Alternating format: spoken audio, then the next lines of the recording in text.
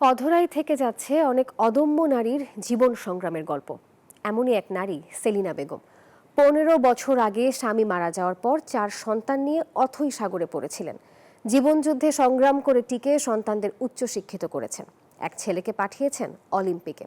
শুধু এই মাই নন, নানা শোষণ বঞ্চনা মাথায় নিয়ে জীবনযুদ্ধে হার না মানার সংগ্রাম করে যাচ্ছেন অসংখ্য নারী। বিশ্ব নারী দিবসে তাদের আশা কর্মক্ষেত্রে বৈষম্য নিরসন, স্বাস্থ্য সুরক্ষা ও সামাজিক দৃষ্টিভঙ্গির পরিবর্তন। রাজশাহী থেকে রঞ্জু মাহমুদের ক্যামেরায় মতিউর মর্তুজার প্রতিবেদনে দেখুন বিস্তারিত।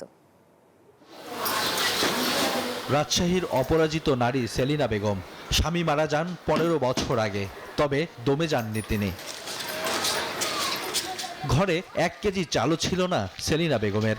শূন্য হাতে ছোট ছোট 4 সন্তানকে নিয়ে দিশেহারা হয়ে পড়েন তিনি। সন্তানদের মুখে খাবার তুলে দিতে শুরু করেন চা বিক্রি। এ টাকায় উচ্চশিক্ষায় শিক্ষিত করেছেন সন্তানদের।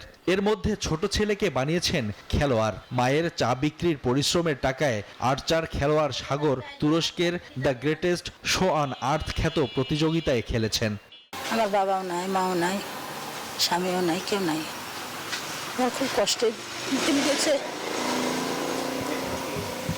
সব দিনের কথা মনে হলো আমার খুব খারাপ লাগে।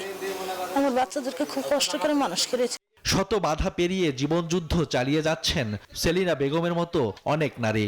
মজুরি বৈষম্য সহ নানা প্রতিকূলতার শিকার হচ্ছেন তারা। নারী দিবসে তাদের প্রত্যাশা মজুরি বৈষম্য নিরসন, কর্মক্ষেত্রে নারীর স্বাস্থ্য সুরক্ষা ও সামাজিক দৃষ্টিভঙ্গির পরিবর্তন। স্বামী নাই তো, স্বামী মারা গেছে, সেইভাবে আমরা কর্ম করে খাই। অন্যদেরই মজুরি বেশি দেয়, আমাদেরই কাজ করতে কষ্ট হয়। আমাদের যদি দেয় তাহলে ভালোই হবে।